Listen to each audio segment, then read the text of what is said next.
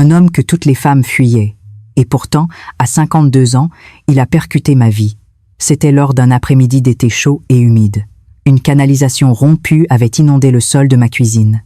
Je pensais que ce n'était qu'un autre tracas ordinaire de la vie, jusqu'à ce qu'il trébuche accidentellement derrière moi. Une présence solide et chaude se pressa contre moi sans prévenir, et j'ai soudain compris. Cet homme portait en lui une réponse qui pourrait bouleverser la seconde moitié de ma vie. Ce jour-là, j'ai finalement réalisé qu'à 52 ans, mon cœur pouvait encore battre pour quelqu'un. Tout s'est passé sous l'évier de la cuisine. Dans ce petit espace, le plombier, Monsieur Rémy, travaillait juste derrière moi. C'est par ici, cet endroit. Au moment où je pointais l'intérieur du meuble, le pied de Monsieur Rémy a malencontreusement heurté sa boîte à outils. Il a perdu l'équilibre et tout son corps a basculé dans ma direction. Nous nous sommes heurtés. Derrière moi, une présence ferme et chaude s'est collée à moi. Mon cœur a sursauté. Ce n'était pas du tout comme un tournevis froid. Ce n'était pas un outil. Absolument pas. Le temps s'est figé. « Pardon !» Le visage de Monsieur Rémy est devenu écarlate. Je suis resté figé sur place. Mon Dieu, était-ce bien réel?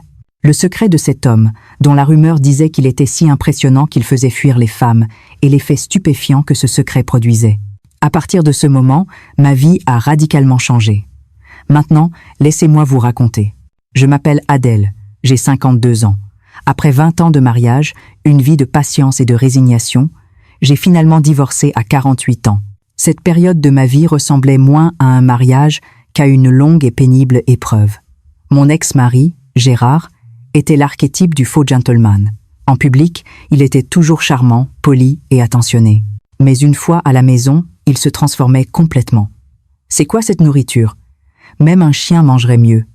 À part les tâches ménagères, tu ne sers à rien. Tu ne peux même pas faire une chose aussi simple correctement. Une nouvelle jeune est arrivée au bureau, bien plus jolie que toi. Chaque jour, je vivais au milieu de cette violence verbale et de ce mépris. J'ai enduré, encore et encore. Si je divorce, où pourrais-je aller?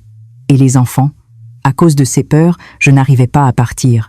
Jusqu'au jour où j'ai découvert que Gérard avait une liaison depuis des années avec une de ses collègues. Ce soir-là, je lui ai dit « Divorçons ». Il a ri avec mépris. « Divorcer? Qu'est-ce que tu feras sans moi ?» Mais ma décision était prise. J'ai pris un avocat et obtenu une pension alimentaire. Ce n'était pas beaucoup, mais c'était suffisant pour acheter une petite maison à la campagne. Le jour du jugement de divorce, dans les couloirs du tribunal, Gérard m'a dit « Tu le regretteras. Une femme de ton âge, vieille et fanée, qui voudra encore de toi ?» Cette phrase, comme une épine, s'est plantée profondément dans mon cœur. C'est vrai, j'étais vieille. Une femme de plus de 50 ans, qui pourrait encore m'apprécier. Alors, je me suis juré de ne plus jamais approcher un homme. Je voulais juste vivre le reste de ma vie seule, en paix. C'est ainsi que je suis arrivée dans ce petit village de Provence. La maison était petite, avec 2 chambres, un salon et un petit jardin. C'était une maison de plein pied, un peu vieillotte, qui avait besoin de réparations ici et là, mais je l'aimais. C'était calme, personne ne me connaissait, et surtout, je n'entendais plus la voix de Gérard. Les gens du village étaient très amicaux. Le maire est venu me rendre visite en personne, s'enquérant de ma situation. Si vous avez besoin de quoi que ce soit, n'hésitez pas à appeler. Tout le monde s'entraide ici. Je l'ai remercié en m'inclinant profondément. Merci, je vais me plaire ici. Au printemps, j'ai aménagé une parcelle du jardin en potager. J'y ai planté de la laitue, du basilic, des piments et des tomates. Au début, j'étais maladroite, mais en regardant des tutoriels sur YouTube, j'ai appris, pas à pas. En sentant la terre sous mes mains, j'ai senti mon cœur, autrefois si tendu, se détendre peu à peu. Finalement, cette vie n'était pas si mal. L'été est arrivé. Les tomates dans le jardin ont rougi et les piments étaient abondants. Chaque matin, j'arrosais mon potager. Et le soir, je m'asseyais sur le banc sous l'auvent, contemplant le ciel en silence. Vous me demandez si je me sentais seule? Plus que de la solitude, c'était de la sérénité. Pendant 20 ans, j'avais vécu pour le regard des autres. Maintenant, je pouvais enfin vivre pour moi-même. Si je cassais un bol en mangeant, personne ne me criait dessus. Si je regardais la télévision jusqu'à tard dans la nuit, personne ne me le reprochait. C'était ça, la liberté. Je pensais que je continuerais à vivre ainsi. Mais parfois, très rarement, je me demandais « Vais-je vraiment vieillir seule comme ça ?» 52 ans. C'est un peu forcé de dire que c'est jeune, mais ça semble encore trop tôt pour se considérer comme vieille. En me regardant dans le miroir, je voyais les rides au coin de mes yeux s'accentuer de jour en jour et les cheveux blancs se multiplier. Je vais probablement devenir une vieille femme comme ça. En pensant cela, j'ai complètement fermé mon cœur. L'amour, la passion, ces mots avaient été effacés de ma vie. J'en étais convaincue. Jusqu'à ce jour. Ce jour-là, il faisait une chaleur étouffante. Début août, une canicule sans fin. Dès le matin, la sueur coulait à flots. J'étais dans la cuisine, devant un ventilateur, en train de préparer le déjeuner quand, soudain, un grand « bang » a retenti, suivi d'un bruit d'eau qui jaillit. Surprise, je me suis retournée pour voir l'eau s'échapper en continu de sous l'évier. Oh non! Je me suis précipitée pour couper l'arrivée d'eau principale, mais le sol de la cuisine était déjà une véritable piscine. Tout en épongeant l'eau, je me suis lamentée. Combien vont me coûter les réparations encore? Depuis le divorce, ma plus grande peur était de dépenser de l'argent. La pension alimentaire n'était pas élevée et je devais compter chaque centime. Mais je n'avais pas le choix. Sans eau, impossible de vivre. J'ai appelé le maire. « Monsieur le maire, excusez-moi de vous déranger, mais je crois qu'une canalisation a éclaté chez moi. Vous ne connaîtriez pas un bon plombier ?» Il m'a répondu immédiatement. « Bien sûr, appelez Rémi. C'est lui qui s'occupe de toute la plomberie dans le coin. Il est compétent et ses tarifs sont très honnêtes. » Le maire m'a donné le numéro de Monsieur Rémi. D'une main légèrement tremblante, j'ai composé le numéro. Après 2 sonneries, une voix d'homme, grave et calme, a répondu « Allô ? Bonjour, est-ce que je suis bien chez Monsieur Rémi ? C'est le maire qui m'a donné votre contact. J'ai une fuite d'eau chez moi. » D'accord. Donnez-moi votre adresse. J'arrive tout de suite. Sa voix était rassurante. Ni pressée, ni froide, juste ce qu'il fallait. Je lui ai donné mon adresse et j'ai raccroché. Quel genre d'homme pouvait-il bien être? Une pointe de curiosité s'est éveillée en moi. Environ une demi-heure plus tard, on a sonné à la porte. J'ai arrêté ce que je faisais et je suis allée ouvrir. Quand j'ai ouvert la porte, j'ai été surprise. L'homme qui se tenait dehors était bien plus séduisant que je ne l'avais imaginé. Il était grand, avec des épaules larges et une carrure solide. Sa peau était hâlée et ses cheveux courts coupés nets. Il dégageait cette aura de fiabilité propre aux travailleurs manuels. Il semblait un peu plus âgé que moi, être dans la cinquantaine. « Bonjour, je suis Rémi », dit-il en soulevant légèrement sa caisse à outils. Sa voix était la même qu'au téléphone, grave et calme. « Bonjour, entrez, je vous en prie. » Je me suis empressée de lui ouvrir. Étrange, pourquoi mon cœur battait-il si vite? Il battait la chamade. « Allons, ce n'est qu'un plombier », me suis-je dit intérieurement. Je l'ai conduite à la cuisine. Ça a éclaté juste sous l'évier. J'ai déjà coupé l'eau. Monsieur Rémi a hoché la tête, est entré dans la cuisine, a ouvert la porte du placard sous l'évier et a passé la tête à l'intérieur. Je suis restée à côté, observant. Il éclairait l'intérieur avec une lampe de poche, touchait les tuyaux, inspectait minutieusement. Waouh, ses mains étaient si grandes. En regardant ses mains qui pouvaient facilement envelopper un tuyau, je me suis fait cette réflexion. C'étaient des mains de travailleurs, rugueuses mais qui semblaient incroyablement solides et dignes de confiance. Après quelques minutes, Monsieur Rémi s'est tourné vers moi. C'est un joint usé qui a cédé. Il faut le remplacer, mais je n'ai pas la pièce sur moi. Je l'aurai d'ici quelques jours et je repasserai. En attendant, je vais faire une réparation temporaire pour que vous puissiez utiliser l'eau. Il a procédé avec habileté à la réparation provisoire, appliquant de la pâte, serrant quelque chose, puis vérifiant à nouveau. En le regardant faire, je me suis sentie, pour une raison inconnue, très rassurée. Cet homme était vraiment consciencieux. Une fois le travail terminé, Monsieur Rémi s'est relevé. Je reviendrai dans environ 2 jours pour tout réparer définitivement. D'accord, merci beaucoup. Il a légèrement hoché la tête et s'est tourné pour partir. Je l'ai accompagné jusqu'à la porte. Après l'avoir refermée, j'ai posé ma main sur ma poitrine. Mon cœur battait toujours aussi vite. C'est vraiment étrange. Ce n'est qu'un plombier. Pourquoi suis-je si troublée? J'ai secoué la tête. Non, c'est juste que ça fait longtemps que je n'ai pas eu de contact avec un homme. Après tout, je vis seule depuis 1 an. J'ai essayé de me convaincre, puis je suis retournée à la cuisine. Mais l'image de Monsieur Rémi tournait en boucle dans ma tête. Sa voix calme, ses mains larges, et son expression concentrée au travail. Mais à quoi je pense, bon sang? Adèle. Je me suis tapoté légèrement les joues. Je croyais que ce genre d'émotion avait disparu à jamais. Cette nuit-là, J'ai eu du mal à dormir. Rien qu'à l'idée que M. Rémy reviendrait dans 2 jours, mon cœur s'emballait. Non, ce n'est pas de l'excitation. Je veux juste que ma canalisation soit réparée au plus vite. Mais au fond de moi, je savais très bien que je voulais le revoir. Ces 2 jours ont semblé interminables. En me réveillant le matin, je me demandais « Est-ce qu'il viendra aujourd'hui ?» En déjeunant, je n'arrêtais pas de regarder l'horloge. Qu'est-ce qui m'arrive? J'étais en colère contre moi-même. Depuis 1 an, je n'avais pas pensé à un homme. Comment la simple vue d'un plombier a-t-elle pu me mettre dans cet état? Mais mon cœur était incontrôlable. Le matin du jour convenu, je me suis habillée avec plus de soin que d'habitude. Une chemise blanche, une jupe en lin bleu marine. J'ai même mis un peu de rouge à lèvres. Ridicule. Pour qui je me fais belle, c'est juste le plombier. Mais je voulais avoir l'air soigné. J'ai passé la matinée à attendre, le cœur battant. Chaque fois que j'entendais une voiture passer, je regardais par la fenêtre. Vers 10 heures, on a sonné. C'était lui. J'ai pris une grande inspiration et je suis allée ouvrir la porte. « Bonjour », dit-il avec un léger sourire. « Bonjour. Entrez, je vous en prie. » Monsieur Rémy est entré. Cette fois, je l'ai vu plus distinctement qu'il y a 2 jours. Sa tenue de travail noire mettait en valeur sa silhouette robuste. Mon cœur s'est de nouveau emballé. « Calme-toi », me suis-je dit. En gardant un air aussi serein que possible, je l'ai conduit à la cuisine. « C'est par ici. »« Encrusting pour visu ?» Est-ce que tout a bien fonctionné ces 2 derniers jours? Oui, parfaitement. Parfait. Alors je vais m'occuper de la réparation définitive maintenant. Monsieur Rémy a posé sa caisse à outils et s'est de nouveau glissé sous l'évier. Cette fois, le travail semblait plus long. J'avais l'intention d'aller au salon, mais j'étais un peu inquiète. Et s'il y avait un autre problème ailleurs? Alors, sans m'en rendre compte, je me suis accroupie à côté de l'évier. Avez-vous besoin que je vous éclaire? Quel est le problème?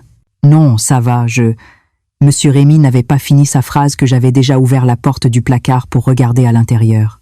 C'est ici? Cette partie? Il s'est approché par derrière pour voir. Dans le petit espace sous l'évier, je pouvais sentir la chaleur de son corps derrière moi et une odeur, pas de sueur, mais une odeur masculine. Mon esprit s'est vidé d'un coup. Mon Dieu, il est si proche. Monsieur Rémy semblait aussi décontenancé. Oui, c'est là. Je vais regarder. Vous pouvez vous reculer. Il a essayé de reculer dans cet espace exigu, et c'est à ce moment précis que son pied a heurté la caisse à outils posée au sol. En perdant l'équilibre, il a vacillé, et tout son corps s'est projeté en avant. J'ai instinctivement essayé de m'écarter, mais il était trop tard. Son corps a heurté mon derrière. Pour être plus précise, un objet dur et imposant s'est appuyé contre mes fesses. À travers mon pantalon, la sensation était incroyablement nette. J'ai pensé que c'était un outil, comme un tournevis ou une clé, qu'il avait dans sa poche. Mais non. Pour un outil, la forme et l'emplacement étaient bien trop étranges. Et puis, il y avait cette chaleur. Je suis restée pétrifiée. Monsieur Rémy semblait l'être aussi. Nous sommes restés dans cette position pendant plusieurs secondes. Puis, il s'est brusquement retiré. « Excusez-moi. » Son visage était rouge comme une pomme, jusqu'aux oreilles. On voyait qu'il était extrêmement gêné. Mon propre visage brûlait. Ce n'est rien. Il a détourné la tête et a repris son travail. Cette fois, il ne m'a plus demandé de lui montrer quoi que ce soit. Je suis retournée au salon. Assise sur le canapé, j'ai essayé de me calmer, mais mon cœur battait à tout rompre. C'était bien réel, ce qui venait de se passer. La sensation semblait encore présente. Cette taille, c'était vraiment grand. Dans ma vie, je n'avais connu qu'un seul homme, mon ex-mari Gérard. Mais pour être honnête, de ce côté-là, Gérard était plutôt modeste. Notre vie conjugale avait donc toujours manqué de quelque chose. Je pensais que tous les hommes étaient à peu près pareils. Mais ce que je venais de sentir était complètement différent. Mon Dieu, j'ai caché mon visage dans mes mains. Une femme de 52 ans, à quoi est-ce que je pense? Environ une demi-heure plus tard, la voix de Monsieur Rémy est venue de la cuisine. C'est terminé. Je me suis empressée d'y aller. Il rangeait ses outils. Il n'osait toujours pas lever les yeux vers moi. Je suis allée voir. Il a ouvert le robinet. L'eau coulait normalement, sans aucune fuite. C'est parfait. Merci beaucoup. De rien. Il a attrapé sa caisse à outils et s'est dirigé à grands pas vers l'entrée. Je l'ai suivi. Pour la facture, vous verrez avec le maire. Je dois y aller. Il a presque fui de chez moi. Debout sur le seuil, Je regardais sa silhouette s'éloigner, ses larges épaules disparaître au loin. J'ai soupiré. On ne se reverra probablement plus. Après un incident aussi embarrassant, il doit se sentir mal à l'aise, lui aussi. Cette nuit-là, je n'ai pas fermé l'œil. Même en me cachant la tête sous la couette, la scène de l'après-midi se rejouait en boucle dans ma tête. Le poids de M. Rémy, sa chaleur et cette taille. J'allais devenir folle. J'ai enfoui mon visage dans l'oreiller, mais au fond de moi, je devais l'admettre, il m'intriguait. Rémy, un plombier de 55 ans. Je me suis endormie en espérant, malgré tout, le revoir. Le lendemain matin, je me suis réveillée très tôt. Même si je n'avais pas bien dormi, j'étais pleine d'énergie.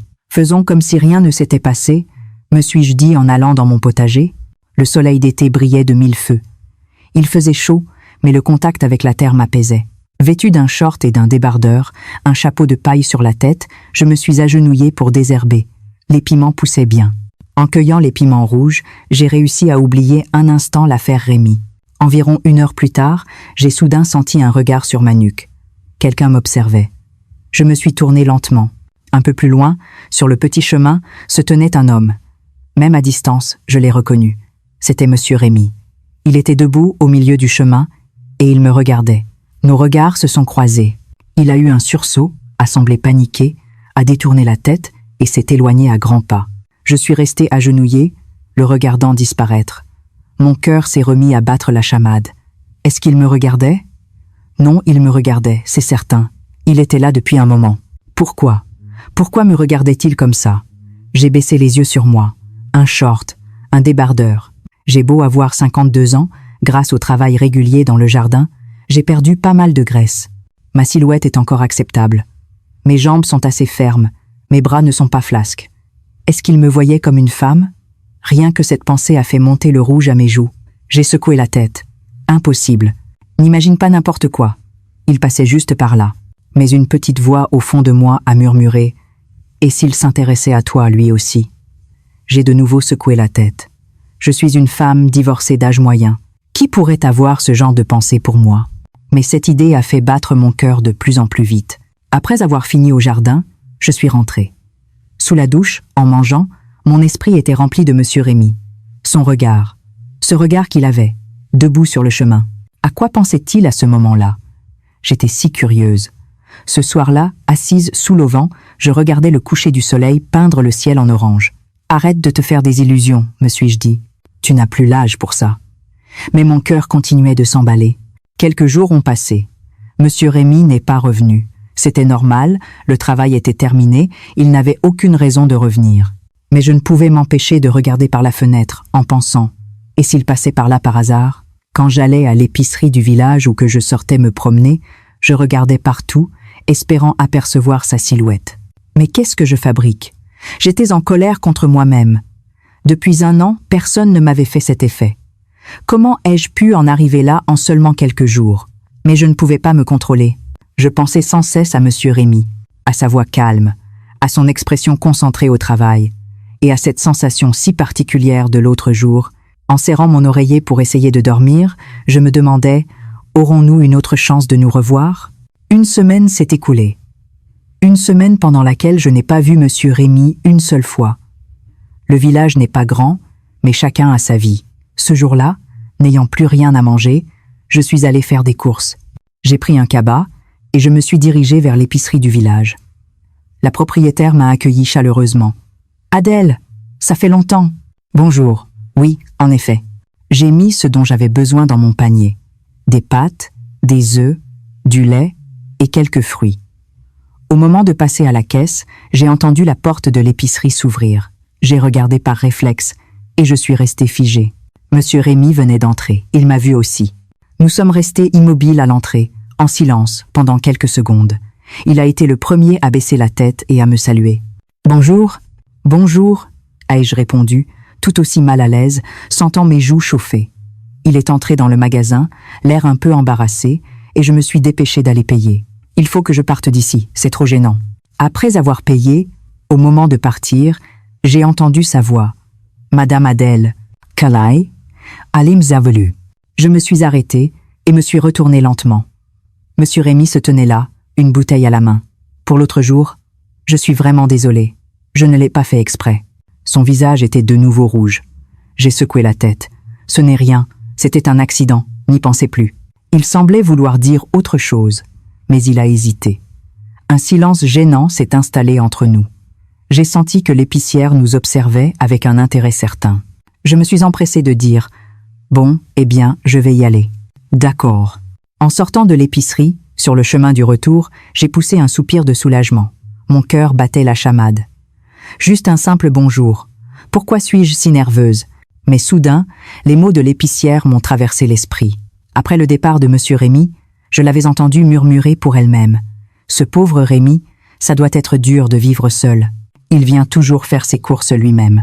Oui, à 55 ans, et toujours pas marié. De retour à la maison, en rangeant mes courses, je repensais à cette phrase. 55 ans. Il vit seul. Est-il divorcé ou ne s'est-il jamais marié? En tout cas, comme moi, il est seul. Cette pensée a attisé ma curiosité à son égard. Quelques jours plus tard, nous nous sommes de nouveau croisés. Cette fois, c'était à la poste du village. J'allais chercher un colis. Il semblait y être pour payer des factures. À l'intérieur, nos regards se sont à nouveau croisés. Cette fois, c'était moins gênant. On se rencontre encore, a-t-il dit le premier. Oui, quelle coïncidence. Comment va le potager? Oh, les piments ont beaucoup donné, et les tomates poussent bien. Ce n'est pas facile à cultiver. Vous êtes doué. C'était la première fois que nous avions une vraie conversation. C'était court, mais naturel. Monsieur Rémy ne parlait pas beaucoup, mais il savait écouter. Quand je parlais, il hochait la tête, m'écoutant attentivement. En sortant de la poste, nous avons marché dans la même direction. Nous habitions tout près l'un de l'autre. Madame Adèle, vous habitez bien au pied de la colline, n'est-ce pas? C'est tout près de chez moi, a-t-il dit. Vraiment? Vous habitez dans le coin aussi? Oui, à environ 5 minutes à pied d'ici, dans la ruelle juste à côté. Si près. Mon cœur s'est remis à battre. Nous avons marché lentement, sans beaucoup parler, mais le silence n'était pas gênant. Au contraire, il était confortable. À ses côtés, je ressentais un sentiment de sécurité inexplicable. Arrivé au coin de la ruelle, il s'est arrêté. Je vais par là. Faites attention sur la route. D'accord, vous aussi. Nous sommes rentrés chacun chez nous. De retour à la maison, je me suis affalée sur le canapé, la poitrine encore palpitante. Était-ce? Non, impossible. J'ai secoué la tête. Mais je ne pouvais plus le nier. Je m'intéressais à cet homme, Rémy. Je voulais entendre sa voix, voir son visage, me promener avec lui. Je n'aurais jamais pensé à 52 ans ressentir encore de telles choses. Cette nuit-là, j'ai dormi d'un sommeil profond, ce qui ne m'était pas arrivé depuis longtemps. J'ai fait un rêve. Je nous voyais, Monsieur Rémy et moi, travaillant ensemble dans le potager. Il retournait la terre à côté de moi, et je semais les graines. Nous rions, travaillant côte à côte. En me réveillant le matin, j'avais encore un sourire aux lèvres. Ce sentiment, était-ce possible? La semaine suivante, nous nous sommes croisés plusieurs fois dans le village. Un salut, quelques mots échangés. C'est ainsi que, petit à petit, la distance entre nous s'est réduite. Parfois, je me disais, si seulement quelque chose d'autre tombait en panne à la maison. Mais par chance ou par malchance, tout fonctionnait parfaitement. Un soir, après avoir dîné, je faisais la vaisselle. Le soleil se couchait et le jardin s'assombrissait. À ce moment-là, on a sonné à la porte. Qui cela pouvait-il bien être à cette heure? Personne ne vient me voir habituellement. J'ai essuyé mes mains et je suis allée ouvrir. J'ai eu un choc. Devant la porte se tenait Monsieur Rémy. Monsieur Rémy? Bonsoir.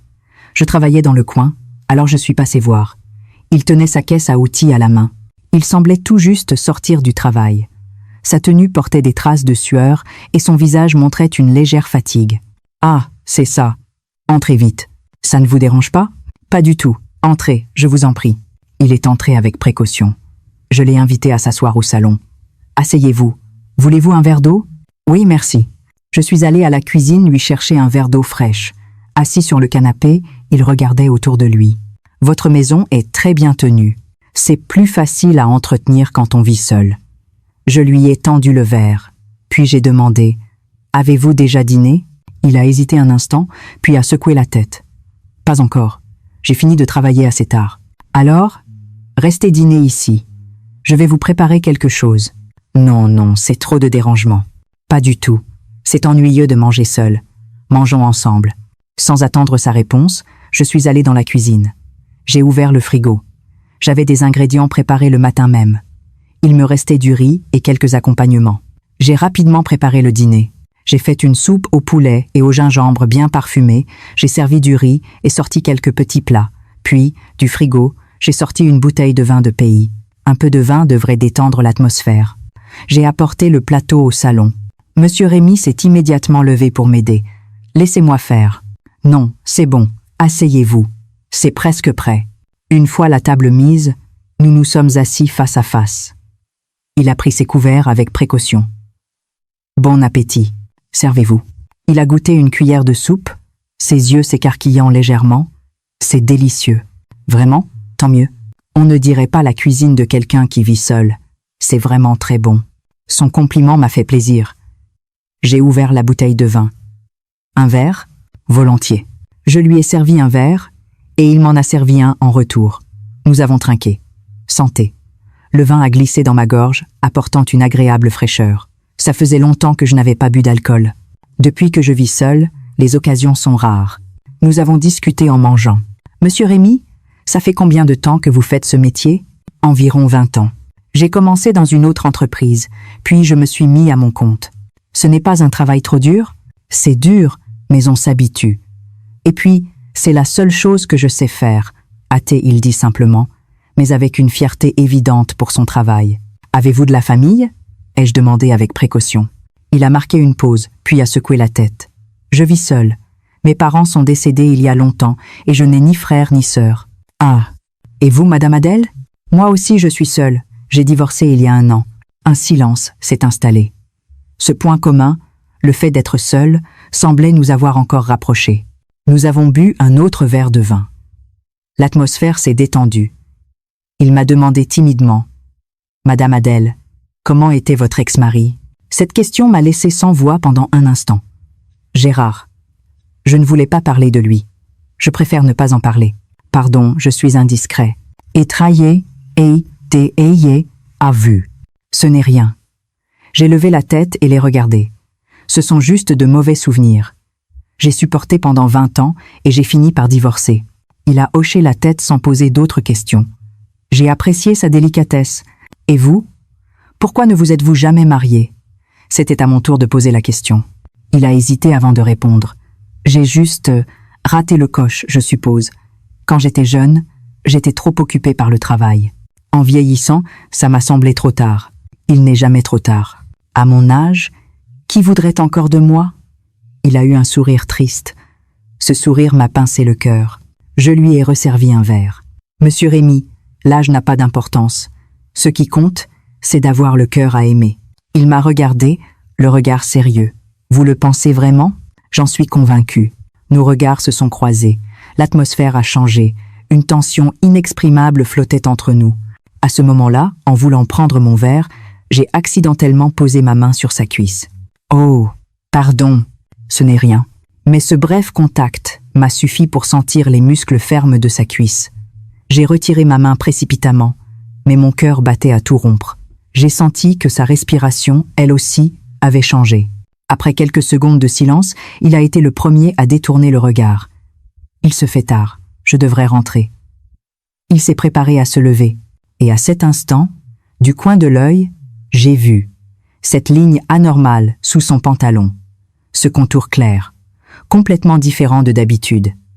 Était-ce à cause de ce petit contact ? Ma respiration s'est presque arrêtée. La sensation sous l'évier n'était absolument pas une illusion. Et même cette sensation était loin de l'impact de ce que je voyais maintenant. C'était si évident que même son pantalon ne pouvait le dissimuler entièrement. Mon Dieu! Alors les rumeurs étaient vraies. Il a attrapé sa caisse à outils en panique, s'en servant habilement pour cacher le bas de son corps. Son visage était si rouge qu'on aurait dit qu'il allait saigner. Ah, d'accord. Même si j'étais déçue, je ne pouvais pas le retenir. Mon visage était brûlant. Je comprenais enfin pourquoi les femmes le rejetaient par le passé. C'est trop effrayant. Je comprends maintenant cette phrase. Rien que de voir, j'étais nerveuse. Mais en même temps, au fond de moi, une étrange attente a surgi. Il s'est levé pour mettre ses chaussures. Je l'ai accompagné jusqu'à l'entrée. Un silence gênant. Nous savions tous les deux ce qui venait de se passer. Il a baissé la tête pour lasser ses chaussures, et je fixais le mur. Le dîner de ce soir était vraiment délicieux. Merci, a-t-il dit prudemment, sa voix plus grave que d'habitude. De rien. J'ai aussi passé un très bon moment. Bon, j'y vais. Il a ouvert la porte, a fait un pas, puis s'est arrêté. Il a longuement hésité, puis s'est retourné. Son visage était toujours rouge, mais son regard était incroyablement sincère. « Madame Adèle ? Oui ? Est-ce que je pourrais revenir ?» Sa question était presque une supplique. Même après une situation aussi déconcertante, il voulait revenir. Non peut être que c'était justement pour ça qu'il voulait si désespérément une réponse. Mon cœur a fait un bond. « Bien sûr, vous êtes le bienvenu à tout moment. » Était beau Willing. Il a semblé soulagé, comme s'il avait reçu une grâce. « Merci, faites attention à vous. » Puis il est parti. J'ai fermé la porte et je suis resté là un long moment. Mon cœur allait exploser. Il veut revenir. Il ne m'a pas rejeté. Même si c'était si gênant, il veut quand même revenir. Cette phrase résonnait dans mes oreilles. Je me suis assise sur le canapé, revivant la soirée. Dîner face à face, boire du vin, discuter. C'était si agréable, si chaleureux. Est-ce que c'est ça, aimer quelqu'un ? Je n'aurais jamais pensé, à 52 ans, pouvoir à nouveau aimer quelqu'un. Mais je ne pouvais plus le nier. J'étais amoureuse de Rémi. 4 jours plus tard, Rémi est revenu. C'était de nouveau le soir. C'est comme si je l'attendais. J'ai ouvert la porte. « Bonsoir ». Il m'a salué avec un sourire timide. Il tenait un sac à la main. « Merci pour le dîner l'autre soir. C'est pour vous. »« Indam, indag de non. » Le sac était rempli de fruits, des pommes, des poires, du raisin. Oh, il ne fallait pas. Ce n'est rien. J'en ai acheté pour moi aussi. J'ai senti que son ton avait changé. Il était plus détendu, plus à l'aise qu'avant. Mon propre cœur s'est détendu. Entrez vite. On dîne ensemble ce soir aussi. Cette fois, j'avais préparé quelques plats simples et du vin. Nous nous sommes de nouveau assis face à face pour dîner. La conversation était encore plus naturelle que la dernière fois. Les piments de votre jardin poussent très bien. Je les ai vus en passant, a-t-il dit. Vous les avez vus ? Quand ça ? Il y a quelques jours, en passant par là. Son visage a légèrement rougi. J'ai souri. C'était donc ce jour-là, quand je portais un short. Nous avons bu quelques verres. La légère ivresse était agréable. Son visage était rouge. L'atmosphère, sans que nous nous en rendions compte, est devenue douce et tendre. Adèle, a-t-il commencé timidement. Oui ? Hey, j'ai quelque chose à te dire. J'ai retenu mon souffle. Mon cœur s'est accéléré. Il a hésité un instant, puis a levé les yeux vers moi. Je t'aime bien. Cette phrase m'a laissé sans voix. Depuis la première fois que je t'ai vu. Le jour où je suis venu réparer la fuite, j'étais si nerveux. Tu étais juste à côté de moi, a-t-il continué. L'accident qui s'est produit, j'en suis vraiment désolé. Mais depuis, je n'arrête pas de penser à toi. Je t'ai vu travailler dans le jardin. Je me suis arrêtée et je t'ai regardé longtemps, parce que tu es si belle. Mes yeux se sont remplis de larmes. 52 ans, et quelqu'un me dit que je suis belle. Je n'aurais jamais pensé que cette phrase me rendrait si heureuse. Je ne pensais pas, à mon âge, pouvoir encore ressentir ça. Mais quand je te vois, mon cœur s'emballe. Il a tendu la main et a pris la mienne. Sa grande main a enveloppé la mienne. C'était si chaud. « Adèle, veux-tu sortir avec moi ?» La gorge nouée, j'ai répondu. « Moi aussi. Tu me plais aussi. » Ses yeux se sont écarquillés. « Vraiment ? Oui. Je n'arrête pas de penser à toi, à ta voix, à ton sourire. » Nous nous sommes tenus la main fermement, assis en silence pendant un long moment. Sans parler, nous pouvions sentir que nos cœurs étaient connectés. « Mais, Rémi ? Oui ? J'ai quelque chose à te dire. » Il m'a regardé sérieusement. « Si je ne me suis jamais mariée, il y a une raison. » « Quelle raison ?» Il a hésité avant de dire lentement. « Je suis un peu particulier. Les femmes que j'ai connues m'ont toutes rejetée à cause de ça. » « Qu'est-ce que tu veux dire ? Mon corps ? Mes dimensions sont impressionnantes. » J'ai compris tout de suite. Ce que j'avais senti sous l'évier, cette différence. Elles ont toutes dit que c'était effrayant, qu'elles ne pouvaient pas le supporter. Alors je suis restée. Sa voix est devenue de plus en plus faible. J'ai serré sa main plus fort. « Rémi. Oui ? Je pense que ça ne me posera pas de problème. » Il m'a regardé, stupéfait. « Vraiment ? Tu l'as senti l'autre jour, n'est-ce pas ? » J'ai avoué franchement. Mon ex-mari était plutôt petit. Notre vie de couple a toujours été un peu décevante. Mais toi, Mon visage a chauffé. Tu me donnes une sensation différente. Une bonne différence. Son regard a changé. Il y avait une lueur de ferveur dans ses yeux. Adèle, nous nous sommes regardés fixement, puis nous nous sommes rapprochés naturellement. Il m'a pris par les épaules et je l'ai enlacé. Je pouvais entendre son cœur battre, très vite, le mien aussi. Nous sommes restés ainsi longtemps, sans un mot, mais ce silence contenait toutes nos émotions. Il a caressé mes cheveux, son geste était si tendre. « Adèle, tu es si belle !» Cette phrase a fait couler mes larmes, des larmes de bonheur. Je ne sais pas combien de temps a passé, mais nous nous sommes dirigés vers la chambre. Il m'a dit, l'air inquiet, « Si tu te sens mal, il faut me le dire. Je suis particulier. Ce n'est rien. Je pense que je peux le supporter. » Cette nuit-là, j'ai enfin compris à quel point le temps passé avec lui était parfait. Ce n'était pas de la douleur, mais une harmonie de l'âme sans précédent, quelque chose que je n'avais jamais ressenti en 20 ans de mariage. C'était ça.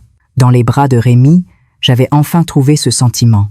La nuit a avancé et notre compréhension mutuelle s'est approfondie. 52 et 55 ans. Notre amour tardif venait de commencer. À partir de ce jour, Rémi est venu souvent chez moi. Après le travail, il passait en coup de vent. Le week-end, il arrivait dès le matin et restait jusqu'au soir. Nous faisions attention à éviter les regards des gens du village. Dans un petit endroit comme celui-ci, les rumeurs vont vite. « Qu'est-ce qu'on fait aujourd'hui » m'a-t-il demandé un samedi matin. « On s'occupe du potager ensemble ? Tu m'aides ?»« Bien sûr. » Nous nous sommes assis côte à côte dans le jardin. Il retournait la terre, je semais les graines. De temps en temps, nos mains se frôlaient et nous échangions un sourire. « Rémi, regarde, les fleurs de courgettes ont éclos. »« C'est magnifique, mais pas aussi beau que toi. Arrête de dire des bêtises. » J'étais timide, mais un grand sourire illuminait mon visage. J'avais beau avoir 52 ans, avec lui, je me sentais comme une jeune fille de 20 ans, timide et heureuse. Nous avons préparé le déjeuner ensemble. Il s'occupait des grillades, je lavais les légumes. « Tiens, goûte. » Il a enroulé un morceau de viande grillée dans une feuille de salade et me l'a tendu. « C'est délicieux. Parfait. » Nous avons aussi bu un verre de vin. Le vin bu en pleine journée est si doux. L'après-midi, nous sommes allés nous promener sur un petit sentier qui menait à la colline derrière la maison. Il m'a pris la main. « Attention, il y a beaucoup de cailloux ici. »« D'accord. » Marcher main dans la main, c'était si apaisant. La lumière du soleil filtrait à travers les feuilles et le chant des oiseaux emplissait l'air. « Adèle. »« Oui, je suis si heureux. » a-t-il dit soudainement. « J'ai 55 ans et je n'ai jamais ressenti ça. T'avoir rencontré, c'est un vrai bonheur. » J'ai serré sa main. Moi aussi. Après mon divorce, je pensais que ma vie était finie. Mais en te rencontrant, j'ai l'impression de revivre. Nous nous sommes assis à mi-hauteur de la colline, surplombant le village. Les petites maisons blotties les unes contre les autres. En bas, il y avait notre maison. « Regarde le toit bleu là-bas, c'est notre maison », ai-je dit en pointant du doigt. « Notre maison », a-t-il répété. « Notre maison ». Ce mot sonne si bien. Le soir, il est resté dormir. Allongé dans le lit, nous discutions. « Rémi, comment étais-tu quand tu étais jeune ? » « Rien de spécial. Je n'ai fait que travailler. It's climbing et keep falling to 111. Tu n'as jamais été amoureux ? Si, mais ça s'est toujours terminé à cause de ce problème. Il a eu un sourire triste. J'ai posé ma main sur sa poitrine. Maintenant, ça n'a plus d'importance. Je t'aime comme tu es. Vraiment ? Oui.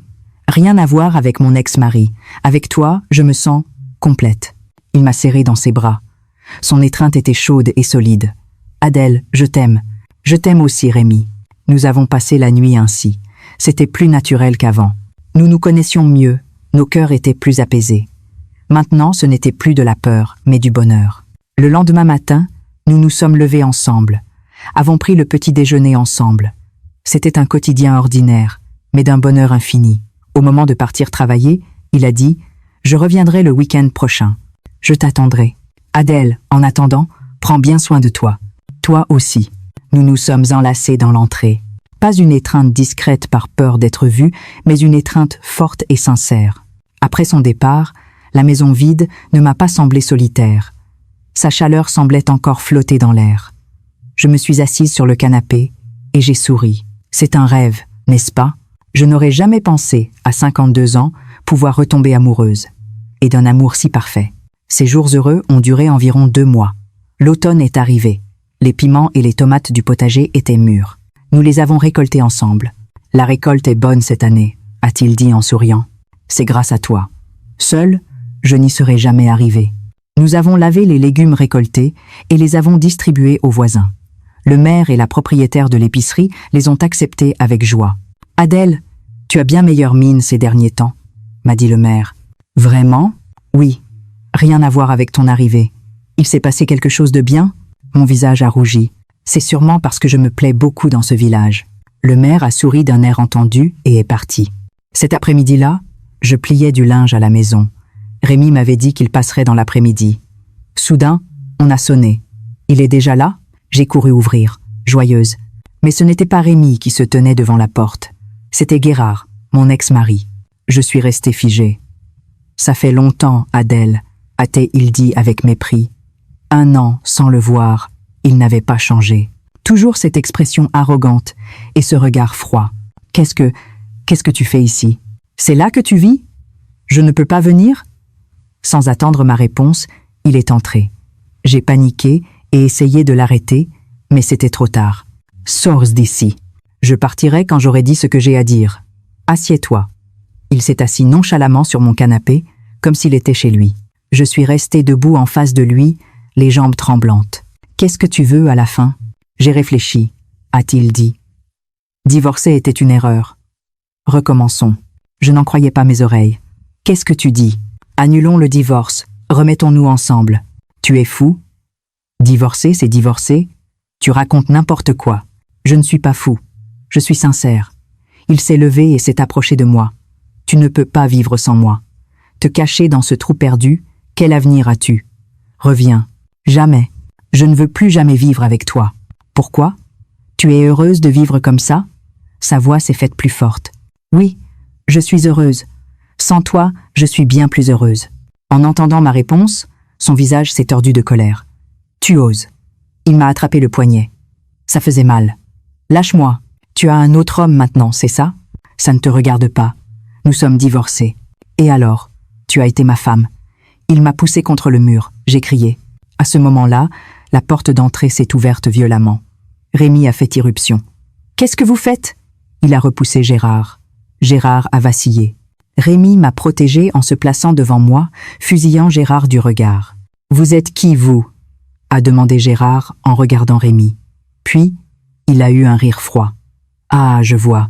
C'est pour cet homme que tu as divorcé. Un plombier. Tu as divorcé pour te taper un plombier? Non.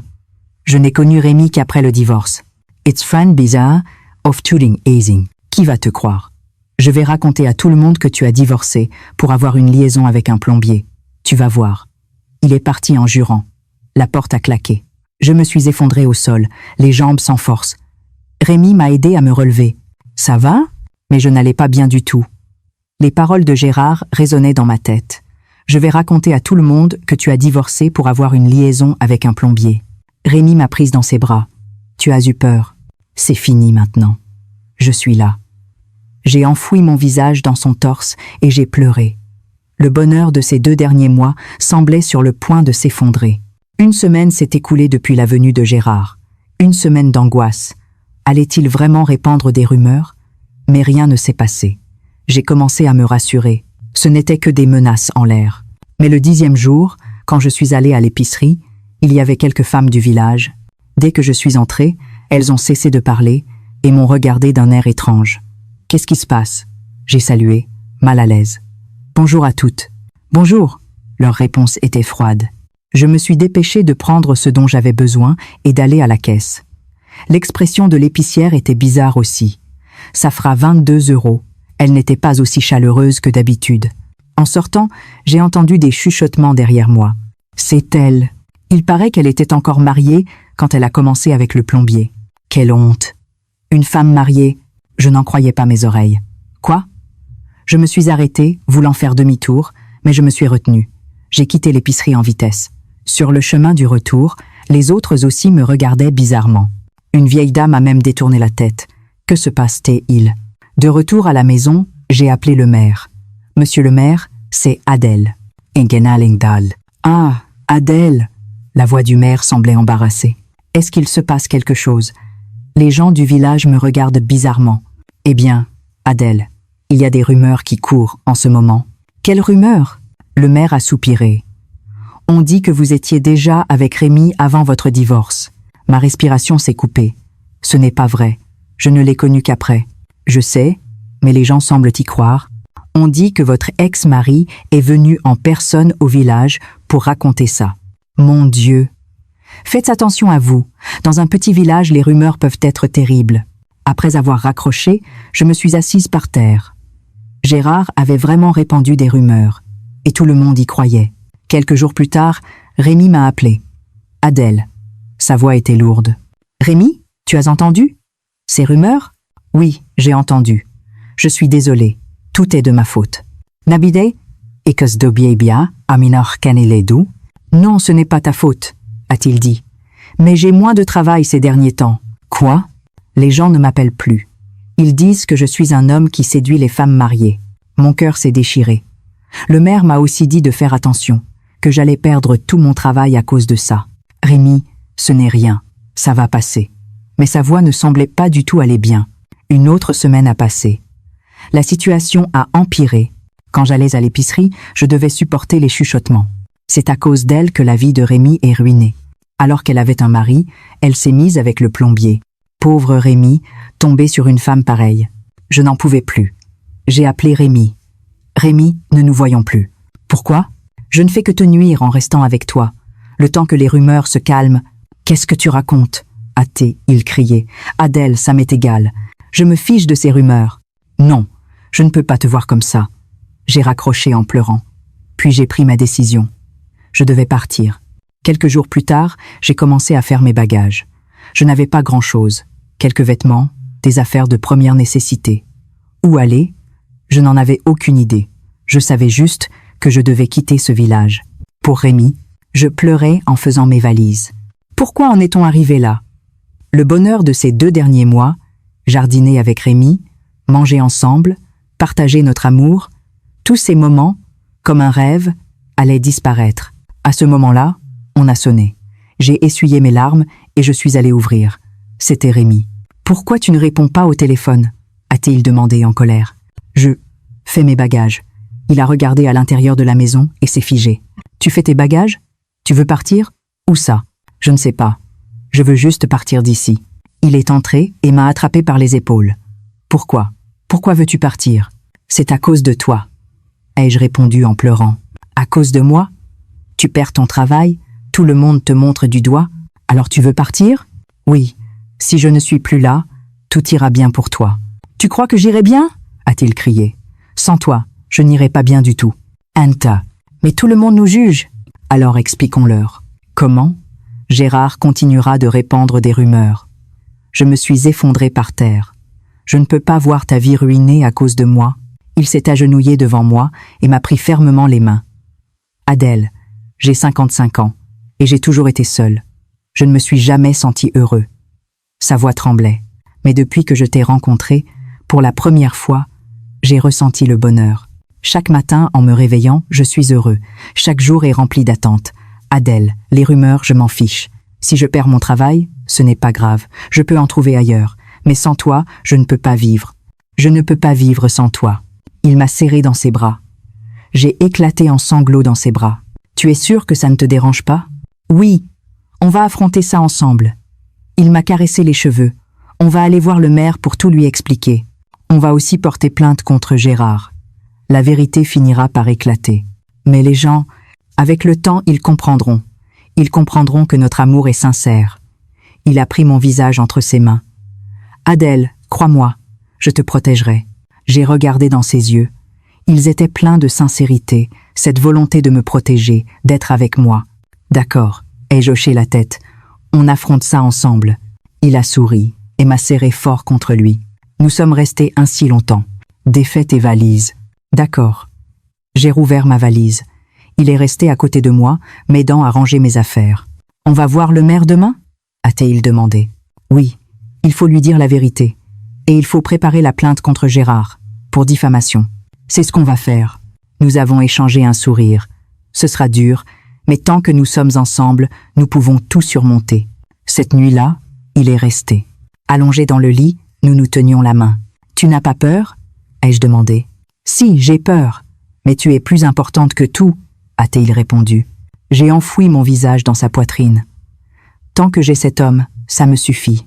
Le lendemain, nous sommes allés voir le maire. En nous voyant, il a soupiré. « Asseyez-vous. » Nous nous sommes assis côte à côte. Rémi a parlé le premier. « Monsieur le maire, ces rumeurs ne sont pas vraies. Je n'ai connu Adèle qu'après son divorce. Nous ne nous connaissions absolument pas quand elle était encore mariée. » Le maire nous a regardés. « Alors pourquoi son ex-mari répand-il de telles rumeurs ? » « C'est pour se venger, ai-je dit. Il ne supporte pas de me voir heureuse après le divorce. Alors il utilise Rémi pour me tourmenter. J'ai raconté toute la vérité sur mon mariage. La violence verbale de Gérard, son adultère, le mépris. 20 ans de souffrance avant de pouvoir enfin divorcer. Le maire a écouté attentivement. Et nous allons porter plainte, a ajouté Rémi. Pour diffamation. Nous avons des preuves. J'ai enregistré Gérard quand il est venu me menacer chez moi. Le maire a hoché la tête. Je vois. Je vais en parler aux gens du village. Merci. Mais, a dit le maire en nous regardant, soyez prudents à l'avenir. Dans un petit village, une rumeur, c'est terrible. Une fois qu'elle est là, elle est difficile à déloger. Nous le savons, a répondu Rémi. Mais nous serons dignes, parce que nous n'avons rien fait de mal. Quelques jours plus tard, le maire a organisé une réunion des habitants à la salle des fêtes. Nous y avons assisté. Devant tout le monde, le maire a expliqué la vérité. Madame Adèle et Monsieur Rémi ne se sont connus qu'après le divorce de Madame. C'est son ex-mari qui répand de fausses rumeurs. Des murmures ont parcouru l'assemblée. De plus, pendant ses 20 ans de mariage, Madame Adèle a été victime de maltraitance de la part de son ex-mari, c'est pour cela qu'elle a divorcé. La propriétaire de l'épicerie a levé la main. Alors, on s'est trompé ? Oui.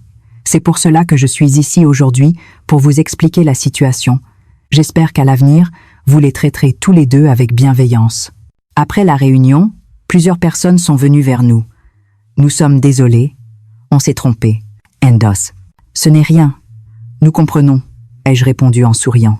À partir de ce jour, l'atmosphère du village a progressivement changé. Les gens ont recommencé à nous saluer. Le travail de Rémi a repris. Après notre plainte, Gérard n'est plus jamais apparu. Il a simplement fait savoir par son avocat qu'il souhaitait un arrangement à l'amiable. 3 mois plus tard, l'hiver est arrivé. Un samedi matin, Rémi est arrivé chez moi avec ses bagages. « Je m'installe ici », a-t-il dit en souriant. « À partir de maintenant, on vit ensemble. » Des larmes ont coulé sur mes joues, des larmes de joie. « Vraiment ? J'en ai aussi parlé au maire. Tout le monde nous souhaite d'être heureux. » Il m'a prise dans ses bras. « Adèle, vivons heureux ensemble. Vivons heureux ensemble. » Nous nous sommes enlacés. Dans le jardin, les premiers flocons de neige ont commencé à tomber. La neige blanche a recouvert le potager. Ce soir-là, nous avons invité les gens du village à la maison. La petite maison était pleine à craquer. Le maire, la propriétaire de l'épicerie, les vieilles dames du voisinage, tout le monde était là. « Félicitations !»« Merci !» Nous avons souri et remercié tout le monde. Nous avons discuté jusque tard dans la nuit. Une fois tout le monde parti, il ne restait plus que nous deux. « Tu es fatigué ?» a-t-il demandé. « Non, je suis heureuse. » J'ai pris sa main. « Rémi, merci. Merci de m'avoir protégée. » C'était normal. Il m'a embrassé doucement sur le front. Nous avons regardé par la fenêtre. La neige continuait de tomber, recouvrant le potager, le jardin, peignant le monde entier en blanc. « Au printemps prochain, qu'est-ce qu'on plantera ?» ai-je demandé. « Ce que tu voudras. Et si on plantait des fraises ? Tu aimes les fraises, non ? D'accord, on les plantera ensemble. » Nous avons échangé un sourire, 52 et 55 ans. Notre amour est peu, être arrivé tard, mais il est arrivé. Ça a été dur, mais nous avons finalement trouvé le bonheur. L'âge n'est qu'un chiffre.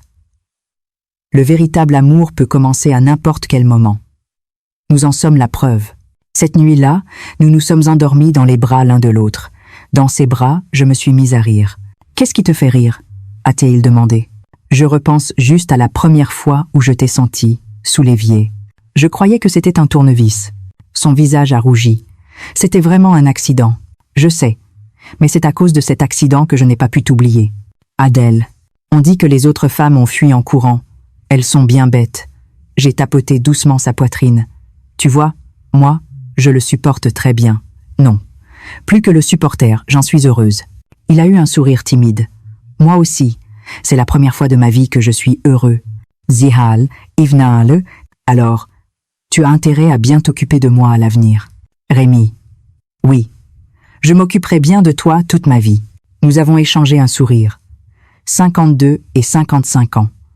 Un amour qui peut paraître ridicule aux yeux des autres, mais qui, pour nous, est parfait. Dehors, la neige continuait de tomber, blanche et silencieuse.